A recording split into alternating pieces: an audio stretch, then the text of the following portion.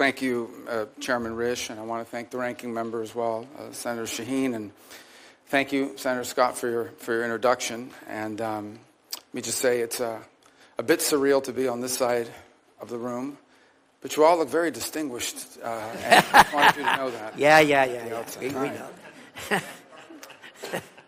In the 249-year history of our republic, there's only been 71 other Americans who have served in the role and the position that President Trump has now nominated me to occupy. And I want to thank him for his confidence, and it's an incredible honor.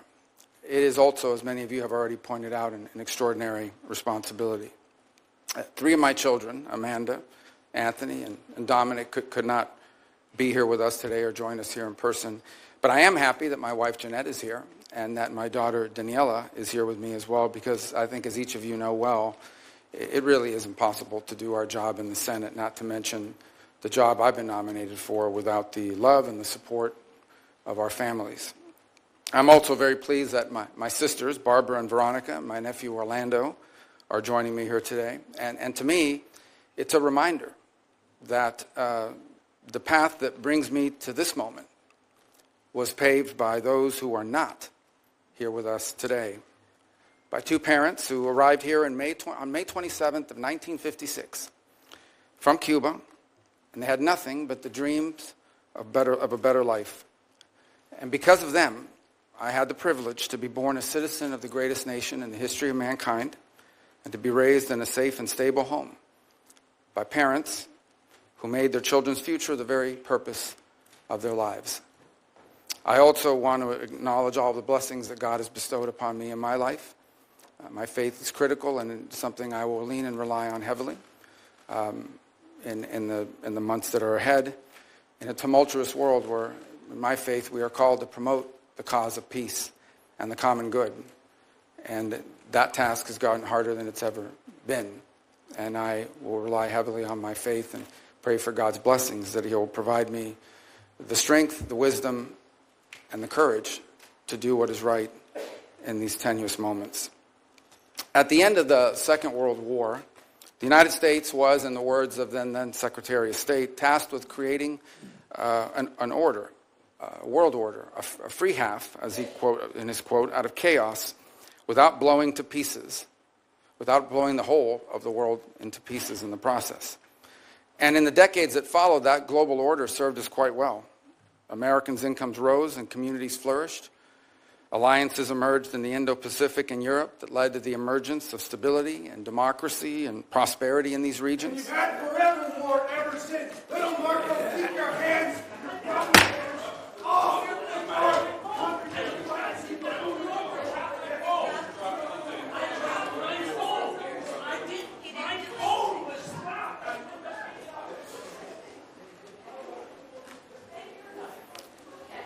Back to order.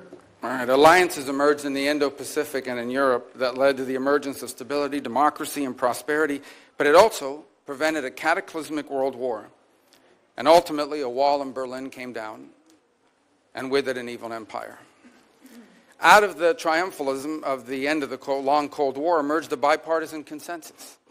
And this consensus was that we had reached the end of history, that all of the nations of the world would now become members of the democratic Western-led community, that a foreign policy that served the national interest could now be replaced by one that served the liberal world order, and that all mankind was now destined to abandon national sovereignty and national identity and would instead become one human family and citizens of the world. This wasn't just a fantasy. We now know it was a dangerous delusion.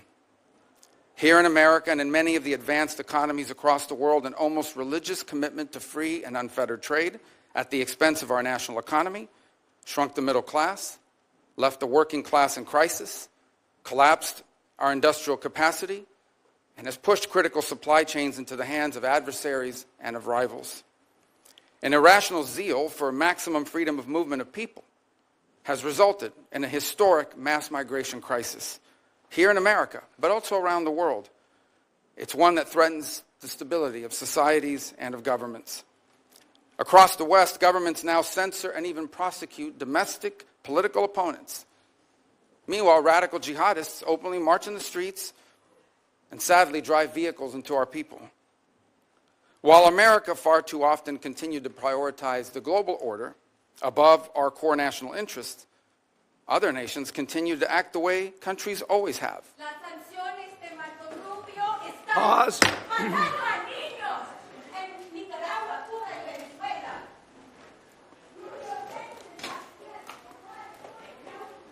Back to order. I get bilingual protesters, which I think is an interesting cool. As you know, that's a first here for us, at least in recent times. All right. Healthcare is a human right. All right. Education is a human right. Sanctions against Back to order. All right. So while America too often prioritized the global order above our core national interests, other nations continued to act the way nations have always acted and always will in what they perceive to be their best interest. And instead of folding into the post-Cold War global order, they have manipulated it to serve their interests at the expense of ours. We welcomed the Chinese Communist Party into the global order, and they took advantage of all of its benefits, and they ignored all of its obligations and responsibilities.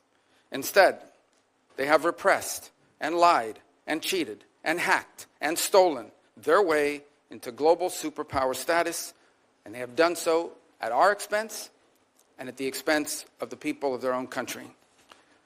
In our very own hemisphere, narco-terrorists and dictators and despots take advantage of open borders to drive mass migration, to traffic in women and children, and to flood our communities with deadly fentanyl and violent criminals. In Moscow, in Tehran, in Pyongyang, dictators, rogue states now sow chaos and instability and align with and they fund radical terror groups. And then they hide behind their veto power at the United Nations Security Council or the threats of nuclear war. The post-war global order is not just obsolete. It is now a weapon being used against us. And all this has led to a moment in which we must now confront the single greatest risk of geopolitical instability and of generational global crisis in the lifetime of anyone alive and in this room today.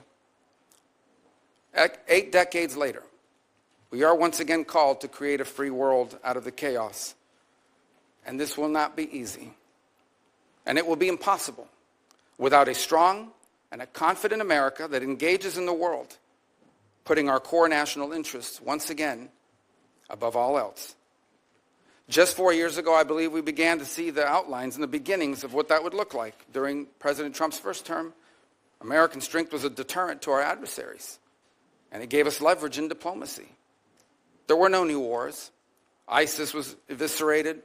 Soleimani was dead. The historic Abraham Accords were born, and Americans were safer as a result. Now, President Trump returns to office with an unmistakable mandate from the voters. They want a strong America engaged in the world, but guided by a clear objective to promote peace abroad and security and prosperity here at home. That is the promise that President Trump was elected to keep. And if I am confirmed, keeping that promise will be the core mission of the United States Department of State. Now, tragically, horrifying atrocities and unimaginable human suffering can be found on virtually every continent. And I am certain that today I will be asked about the array of programs and the activities the Department of State carries out to address them. We are a nation who was founded on the revolutionary truth that all men are created equal, and that our rights come not from man or from government, but from God. And so we will never be indifferent to the suffering of our fellow man. But ultimately, under President Trump, the top priority of the United States Department of State will be the United States. The direction he has given for the conduct of our foreign policy is clear. Every dollar we spend, every program we fund, every policy we pursue must be justified by the answer to one of three questions. Does it make America safer? Does it make America stronger? Or does it make America more prosperous? Under President Trump, the dollars of hardworking American taxpayers will always be spent wisely, and our power will always be yielded prudently and towards what is best for America and Americans before anything and everything else.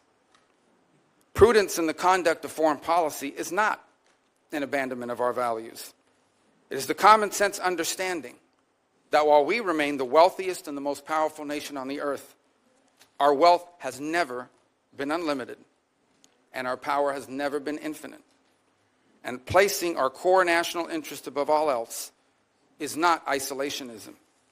It is the common sense realization that a foreign policy centered in our national interest is not some outdated relic. Since the emergence of the modern nation state over 2 centuries ago, countries acting based on what they perceive to be their core national interest, that has been the norm, not the exception. And for our country, placing the interest of America and Americans above all else has never been more relevant or more necessary than it is right now. For in the end, how can America promote the cause of peace on earth if it is not first safe at home? What good is America to our allies if it is not strong? And how can America help end the suffering of God's children across the world if it is not first prosperous here at home? I thank you, and I hope I can earn your support, whether it's because you believe I will do a good job or because you want to get rid of me. Thank you.